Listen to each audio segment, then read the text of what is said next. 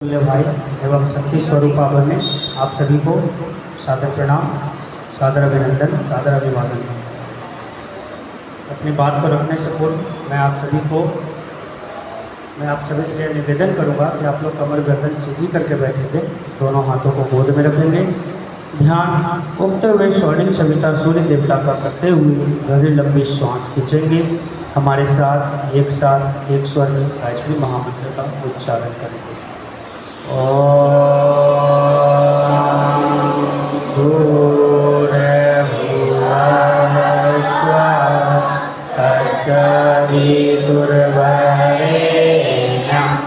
भर्गो देवस्य धीमहि धियो यो नः प्रचोदयात्।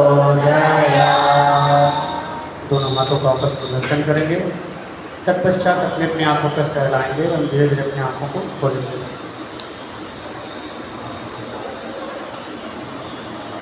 आज का जो मुख्य विषय पे मुझे बात करने के लिए कहा गया था आदरणीय मनीष मिश्रा भैया के माध्यम से भी और हमारे मगध युवा प्रकोष्ठ के संचालक परम आदरणीय श्री सुमित भैया के द्वारा, कि वर्तमान समय में जो युवाओं का भटकाव देखने के लिए मिल रहा है, जो बिखराव देखने के लिए मिल रहा है, उस पर बात करने के लिए और उसका क्या निदान हो सकता है या क्या उसका कारण हो सकता है कि हम उससे कैसे छुटकारा पा सकते हैं, यह विषय पर हम लोगों को बातचीत करने के लिए या मुझे बातचीत करने के लिए आप लोगों के समक्ष रखा गया। तो मैं इस विषय से संबंधित मैं आपको बताऊं कि मैं इस पर 5 पॉइंट अपने बीच में मन मस्तिष्क में बना करके चला था घर से। 5 पॉइंट उसके कारण पर और 5 पॉइंट उसके निदान पर। ज़्यादा समय न लेते हुए मैं सीधा विषय पर आऊँगा, जिसमें सबसे पहला पॉइंट है संगति, गलत संगति और साथियों का प्रभाव। हमारे भटकाव में युवा जो होते हैं अक्सर अपने साथियों दोस्तों के प्रभाव में आकर गलत रास्ते पर चलने लगते हैं और उनकी जो संगति होती है वह गलत संगति होती है और गलत संगति में आकर वर्तमान समय के युवा पीढ़ी हैं वह अपराध, हिंसा और अन्य नकारात्मक गतिविधियों की ओर जा रहे हैं। दूसरा जो समस्या है वो समस्या है पारिवारिक समस्याएं और तनाव, क्योंकि जो आज के समय में भटकाव हो रहा है वह भटकाव कहीं न कहीं परिवार के बीच में भी जब हम लोग जाते हैं तो परिवार के बीच में जाते हैं तो बहुत सारी चीज़ें ऐसी होती हैं जो कि आपके पक्ष में होता है और आप सोचते हैं जिस चीज़ के बारे में कि जो हम करने के लिए जा रहे हैं वह हमारे जीवन के लक्ष्य को निर्धारित करती है और हम उस रास्ते पर निरंतर आगे बढ़ रहे हैं, वो ध्येय पथ पर निरंतर हम आगे बढ़ रहे हैं और इस बीच में हम लोग चाहते हैं कि हमारा परिवार का साथ हो तो बहुत अच्छा हो जाता है। और इस बीच में क्या होता है कि युवा जो है वह अवसाद, चिंता और अन्य मानसिक स्वास्थ्य से, अन्य मानसिक समस्याओं से घिर जाते हैं और वो नकारात्मक दिशा की तरफ आगे बढ़ जाते हैं। तीसरा भटकाव का कारण है शिक्षा और कैरियर में असफलता और निराशा। ये तीसरा पॉइंट भी काफ़ी इम्पोर्टेंट है कि आज के समय में जो युवा पीढ़ी है वो शिक्षा और कैरियर में असफलता और निराशा से, जो आज की युवा पीढ़ी है वो दिन प्रतिदिन भटकते जा रहे हैं, ठीक है, और वह कैरियर को लेकर के काफ़ी चिंतित है और जो युवा है आज के समय में उनके अंदर सफलता का, आत्मविश्वास का डेवलप नहीं कर पा रहा है, बल्कि असफलता का आत्मविश्वास उनके अंदर डेवलप कर रहा है, विकसित हो रहा है, जिसके वजह से भी आज के समय में युवाओं के अंदर भटकाव देखने के लिए मिल रहा है। इसमें चौथा कारण है सोशल मीडिया और तकनीकी दुरुपयोग। युवा के भटकाव में आज के समय में सोशल मीडिया और जो तकनीक है उस तकनीक का भी प्रभाव है उनके ऊपर इस तरह से हावी हो रखा है कि वह भी कहीं ना कहीं भटकाव का सबसे बड़ा कारण बन रहा है। हमारे समक्ष सोशल मीडिया को बनाने वाले सोशल मीडिया को इसलिए लेकर के नहीं आए थे कि आज हम इसी में इस तरह से मशगूल हो जाएं कि अपने जो ध्येय पथ है वह ध्येय पथ से हम लोग पूरा का पूरा भटक जाएं। पांचवा और आखिरी जो समस्या है युवाओं के भटकाव का वह है मानसिक स्वास्थ्य की समस्या।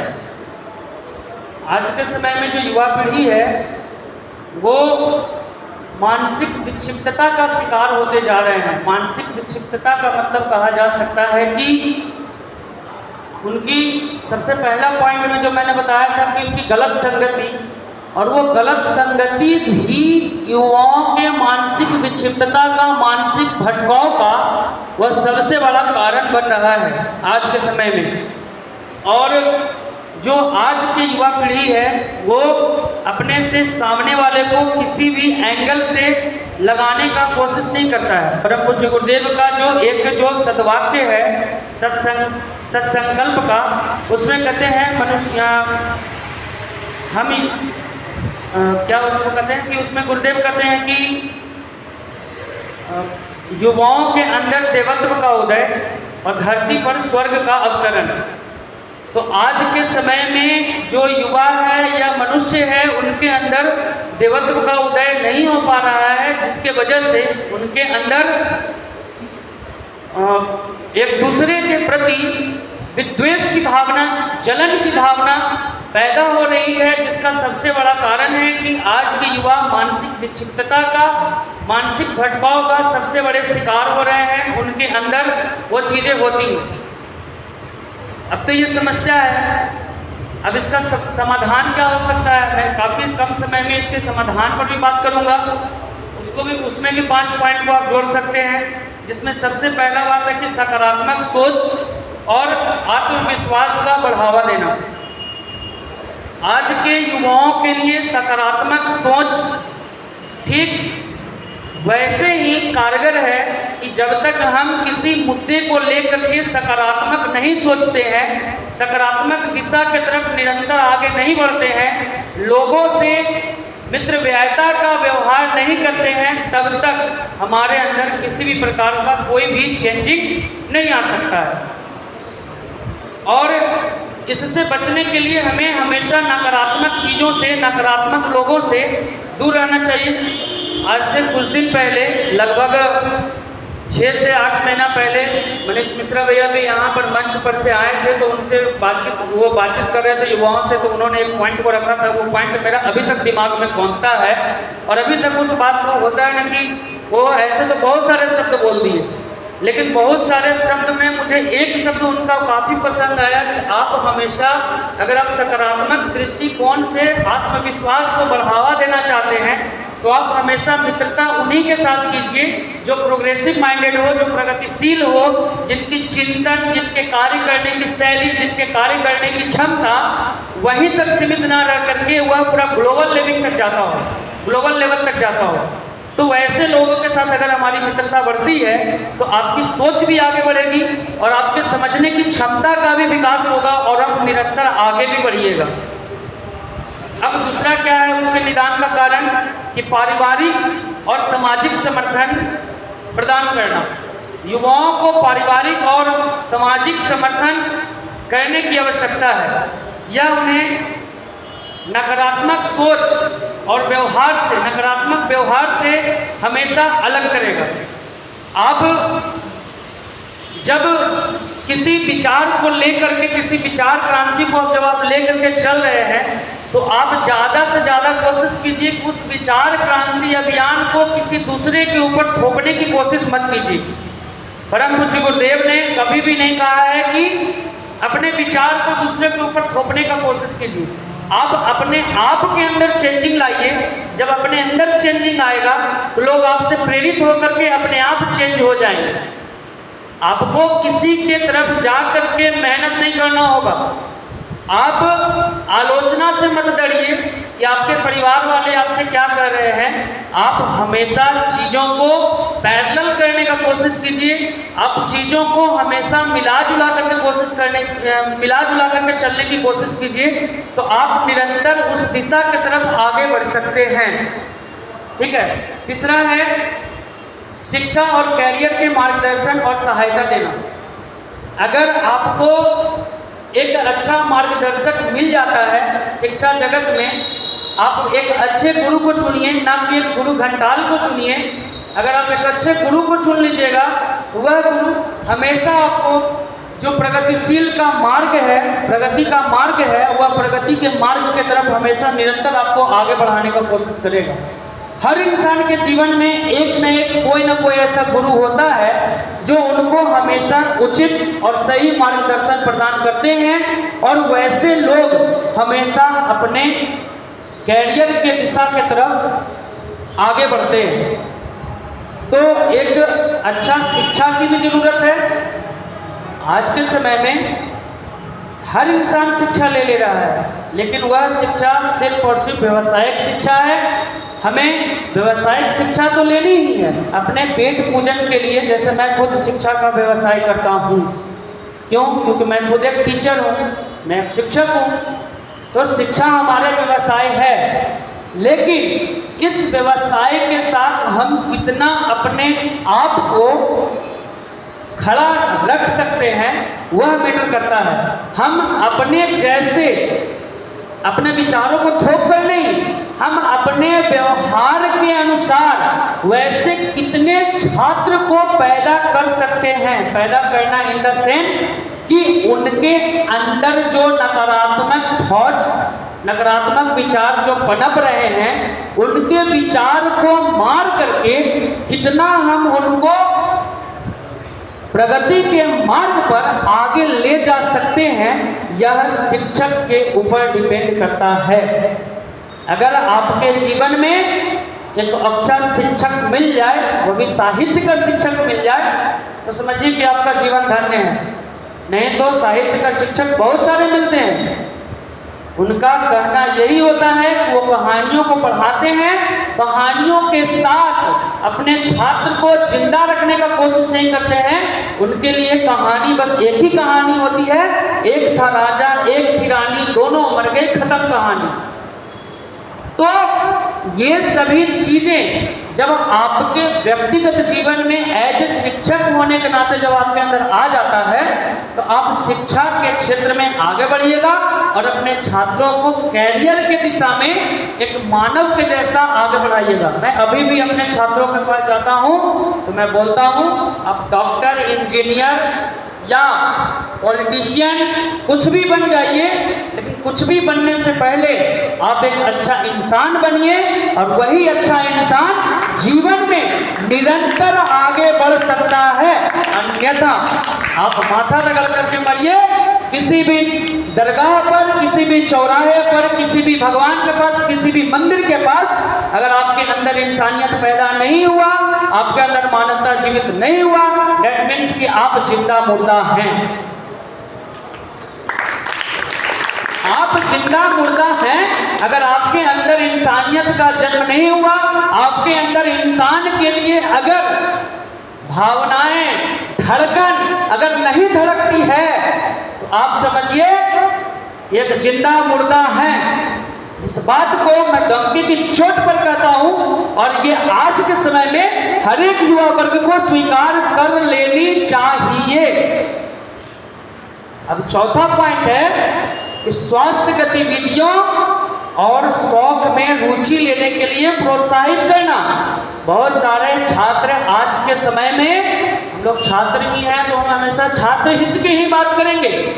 बहुत सारे छात्र आज के समय में गलत दिशा की तरफ रुचि लेने लगे हैं, तो उनकी रुचिता को रोकना होगा और रोक करके उनको समझाना होगा कि क्या सही है और क्या गलत है, आपको इंटरेस्ट किस दिशा की तरफ लेना है। ठीक है। और उसमें एक सबसे बड़ा फैक्ट बनता है स्वास्थ्य का।